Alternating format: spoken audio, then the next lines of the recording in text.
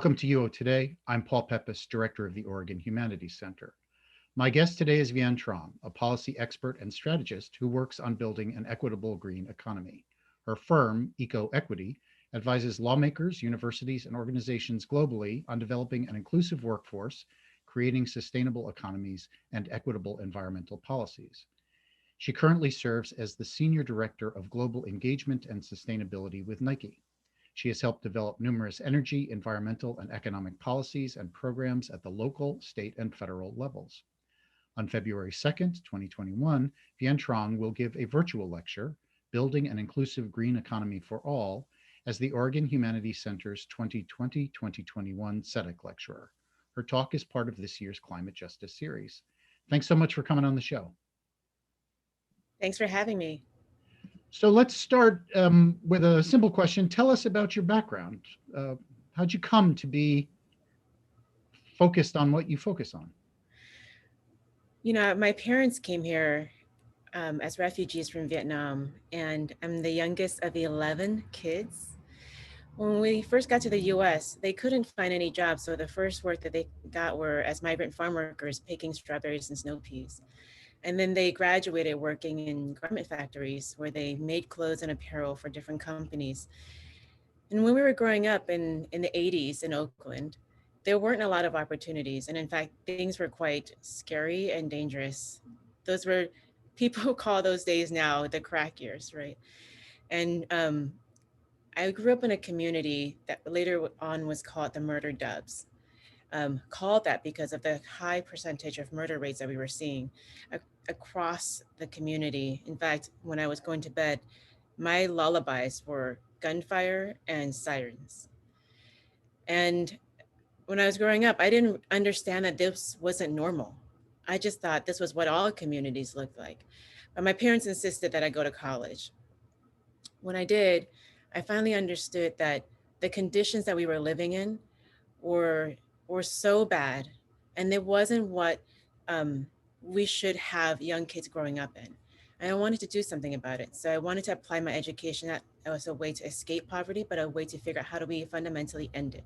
And end the conditions of which young kids were struggling the way that I grew up. And by the way, these are still very similar conditions that a lot of kids grow up across the country with.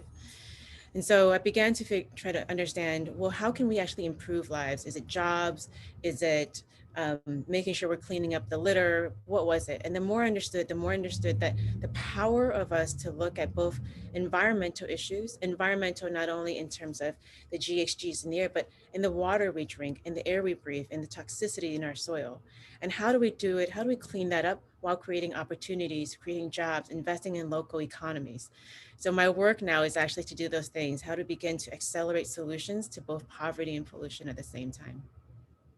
Can you say a little bit more about how you understand the connection between social justice and climate justice, why those things, in your view, have to go together?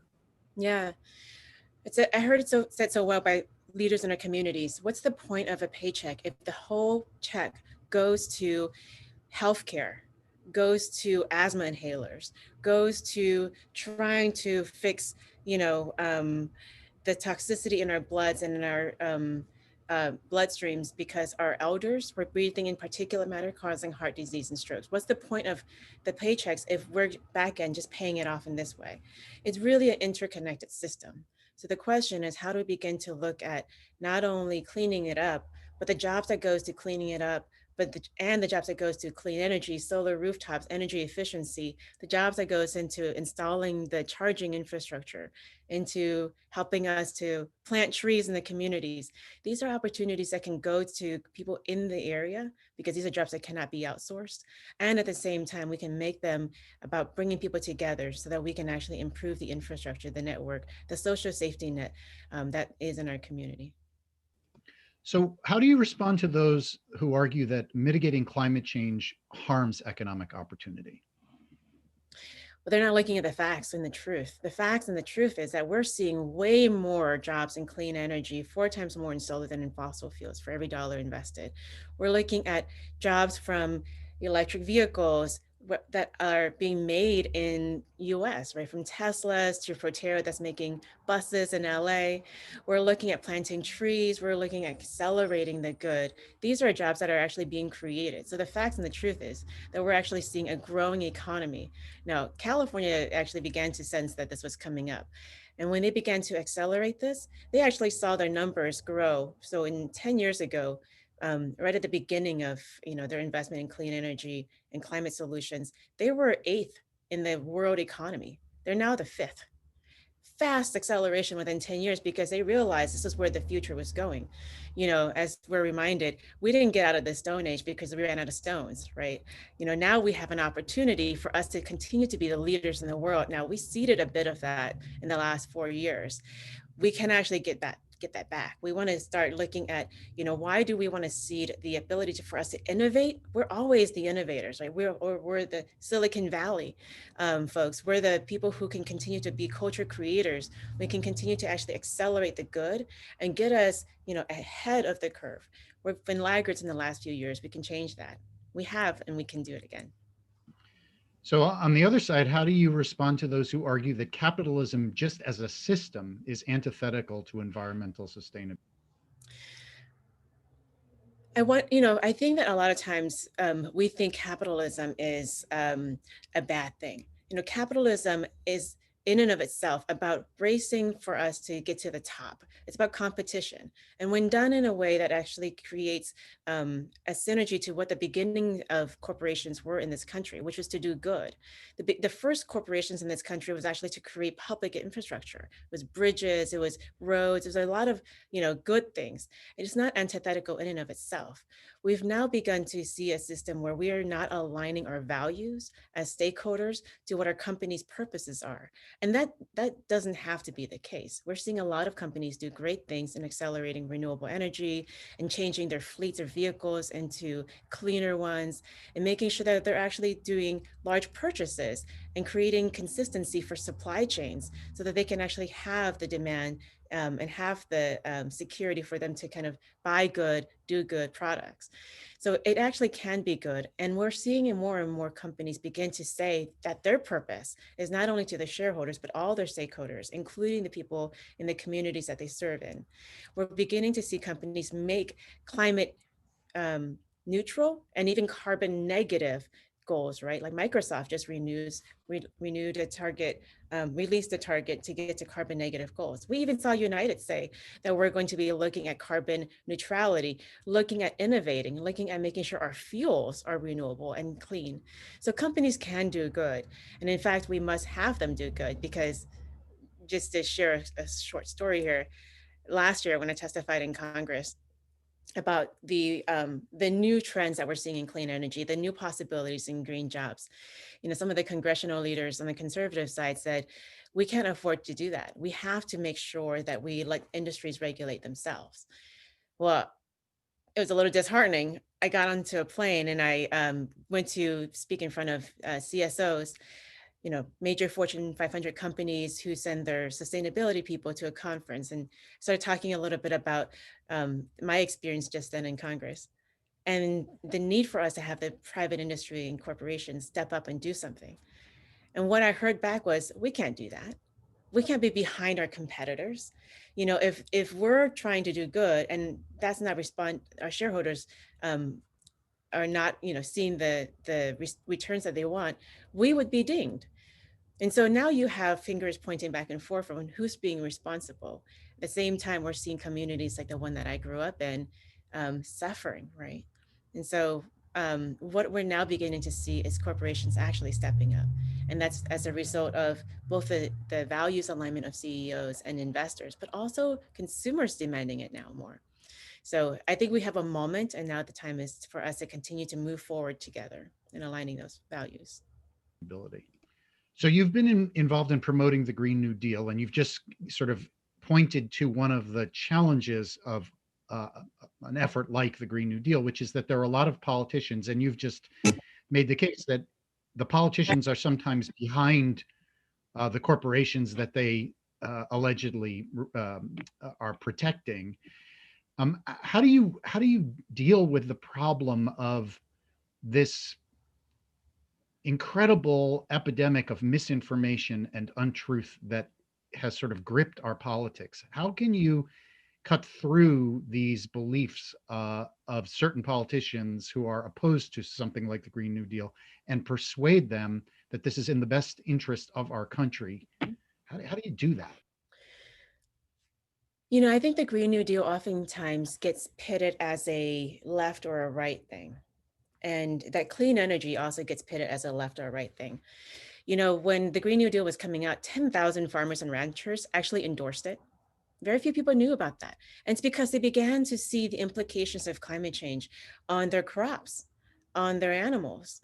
And when we began to see a lot of people look at, we need renewable energy, not just the people on the left, not just progressives, but I had dinner with Debbie Dooley, one of the co-founders of the Tea Party, and she had been leading this thing called the Green Tea Party because they thought it doesn't make any sense for us to have government backed monopolies on fossil fuels when people can have locally owned and controlled solar inside of their own communities. And by the way, it's cheaper. It helps reduce your utility bill, which is a huge problem in many places across the country.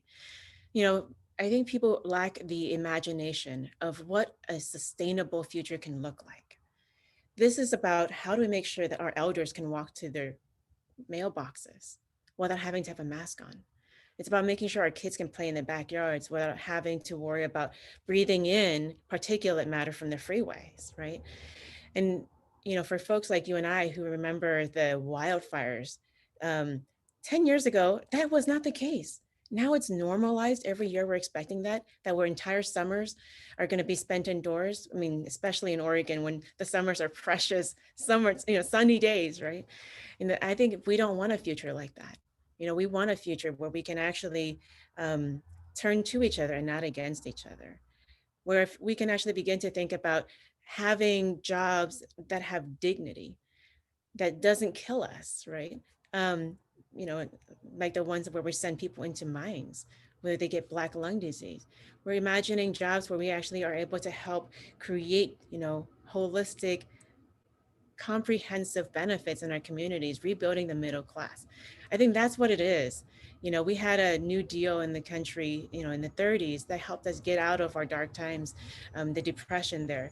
And we can do it again. And now towards a future that is more inclusive and brings us all forward.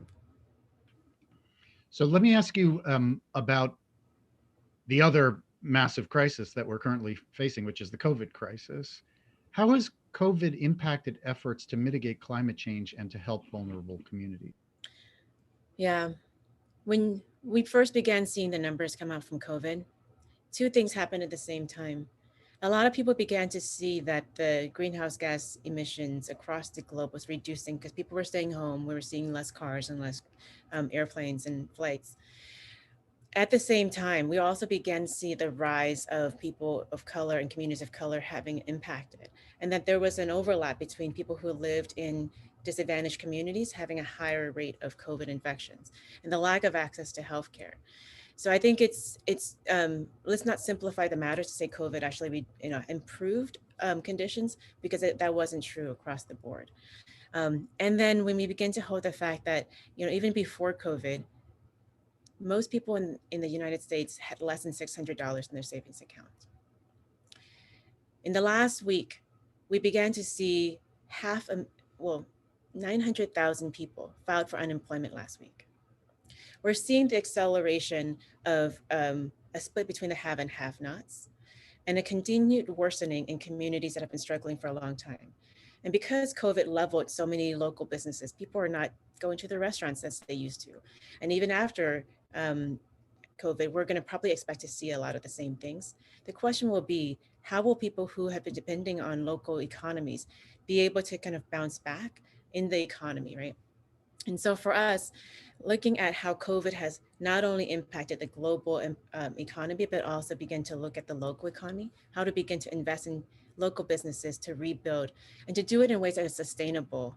Can we support local jobs, local businesses? Can we support local industries? And to do it in ways that can be both with government and with the corporate and private sector. So your stress just then on the local leads me to my next question. So for a time, you were a member of Oakland's Planning Commission. So why did you get involved with city planning? Why did that make sense to you? Well, first I want to say the reason I got onto the planning commission was because I was working as the local community attorney, and I was helping to organize affordable housing campaigns and protecting local renters from being gentrified out of Oakland, which was a huge deal in the mid '90s. And because of my work, some of the elders in the community said, "We want you to help, kind of, you know, do the free job of being on the planning commission, and we'll tell you what to do." So really it was me being voluntold that I had to do this, which I gladly did. And the only reason I was able to be any ounce of success is because I was getting wise advice from my elders, and the mistakes are all my own. But the reason I did it was because we have to have people who are proximate to the problem really be able to be in positions where they can help open up the aperture and be able to bring in the voices of community leaders and community members to help design and vision what the community should be looking like, right? Too oftentimes policy is done to people and not with people. And the planning commission is kind of, it's one of those things, those bodies that make significant decisions on the plan for the future of the community. You know, where should we site um, the various freeways or highways, or how do we design the streets? How do we begin to adjust for where industry should go, or where do we have residential? All of those things actually make a huge impact for the future of the community. And too often we don't have those tables have people who've been there for a long time. And so for me, I joined because I wanted to really kind of, my seat was to take in the voices of community organizers, community leaders who've been there for a long time, and be able to translate that into policy and into designing for the future. I'm proud that the fact that while I was there, I was able to do a few things, which is help get City of Oakland on track to becoming one of the greenest cities in the country, which it is, and to also help make sure that we were positioned well for the stimulus funds with President Obama had issued at the time. And the city of Oakland actually received the most stimulus funds of any city in the country. So we were able to do a lot of good stuff, and I'm very glad to see that I continue to have planning commission leaders who have even accelerated the work in the community. You. So you've also been involved not just in Oakland planning and but also California in general. So first, why don't you tell us a little bit about your work on California Senate Bill 535? What was California Senate Bill 535, first of all? California has a carbon pricing program, and it's a cap and trade program. There's different kinds of carbon pricing. There's cap and trade, cap and dividend, carbon tax. California happens to have a cap and trade one, which is, let's cap how much pollution goes on in the world by industries that are regulated, and then let's make sure that if they can't clean up fast enough, they have to pay up, right? So clean up or pay up, and then the revenues that they have goes into a pot of funds. 535 was not a great name necessarily, but that was just, you get assigned a number. That was the number we were assigned. But the rule was that now 35% of that pot of money from the carbon pricing program goes into communities most impacted by climate change. And it has to be invested in ways that actually reduces pollution and supports creating local economies. And then the state of California, we worked with to identify what are the places that has highest levels of groundwater toxicity, has proximity to highways and freeways, where basically refineries on wheels are going by your home all day, all day, every day. And then we're looking at how do you make sure we're investing that into ways that actually gets ahead of that, brings our communities, into out of pollution, but also in ways that actually invest in local jobs. And so to date, it's actually created $5.3 billion of investments, not from taxpayers, but from big polluters. And here's the thing that I think it was really key for success there. Remember, I talked about how policy is too often done to people, not with people. And that was front and center for the coalition of people that worked together on 535. I was one of the leaders. There was a few others. And together we said, this money is not our money. This money has been paid for by lives and lungs by people across the state. We want them to have a voice at the table. And so we, for a year, went to church meetings and town halls and webinars and phone conferences, and we asked, what would you like the money to be invested in? And after listening to a year of input from people, now we have digital age. It would have been way faster and easier. During those days, we did the slow work of meeting people in person. And And what they told us, we advocated for, and that those programs were fully funded. With the $5.3 billion, it went to free solar, it went to free energy efficiency for local communities and families that couldn't afford it. It went to electric buses. It went to electric van sharing programs for rural communities that had migrant farm workers who didn't have driver licenses, but now they can have an informal car share, van share program. It went to thousands and thousands of free trees in urban jungles, and it went to affordable housing and transit-oriented development. Now, these are all things that the community members told us was what was important to them. And those were the things that now has created a lot of buy-in for people. Now imagine if this can be replicated nationally. And so I'm really heartened to hear that President Biden had committed to during the campaign that 40% of his climate investments would go to programs that benefit disadvantaged communities. And that gets me very excited. So, you brought up the Biden Harris administration. So tell us a little bit more about how you're feeling about their priorities, especially around climate change mitigation and um, social justice. I'm so excited that they have Gina McCarthy at the helm and quarterbacking a lot of this domestically, and her deputy, Ali Zaida, who's been incredible and has been doing this work in California, I mean, in New York. And they have Maggie Thomas, who have been, helping to do a lot of this work across the country and part of Evergreen Action. And so they have some amazing leaders at the helm. I can't wait to hear about EPA Administrator Regan's work coming out from North Carolina, who knows the Southeast. And so we have some fantastic people. And the 40% commitment that they've made, that the investments will be going to benefiting disadvantaged communities, underserved communities across the country. When people begin to see when people begin to see and not just hear about the promises of climate change solutions, they begin to see the solar panels, begin to see the electric buses, they begin to see the charging infrastructure. That's when people will begin to understand that this isn't just about the people on the coast or people who are in San Francisco. It's about people who are also in Appalachia, who are also in Detroit, who are also in, you know, Newark, New Jersey. And that's when I think the Green New Deal will begin to feel real. So, if you could give the Biden Harris, Joe Biden and Kamala Harris one piece of advice, what would that piece of advice be? Well, you brought up Kamala Harris. I cannot miss the opportunity to say Vice President Kamala Harris. Still sounds so sweet. She comes out of Oakland, by the way, hometown hero, and she went to the same law school I went to. Me a little behind her, just to be clear. But she actually introduced the EJ Act with Representative AOC. And so she already knows a lot of this stuff and understands these issues as a leader for representing California as well. She understands the long history that we've had on these issues. I think the hope that I have is for us to bring people together and bring people forward. We don't want to leave anybody behind. There's a lot of acrimony these days. 2 weeks before the inauguration, we saw what happened with the storming of the White House. There's still a lot of acrimony. Can we use this moment to bring not only people together, but bring industries together? We have too many silos and none of us can afford that now. If we're going to meet the IPCC target of 10 years, we have to actually begin to clean up our act, bring people together so that we turn to each other, not against each other, and begin to set a mark so that we can actually have some credibility come COP26. So, you are currently on the board of the California Endowment. So, what is the California Endowment, and why is its mission important?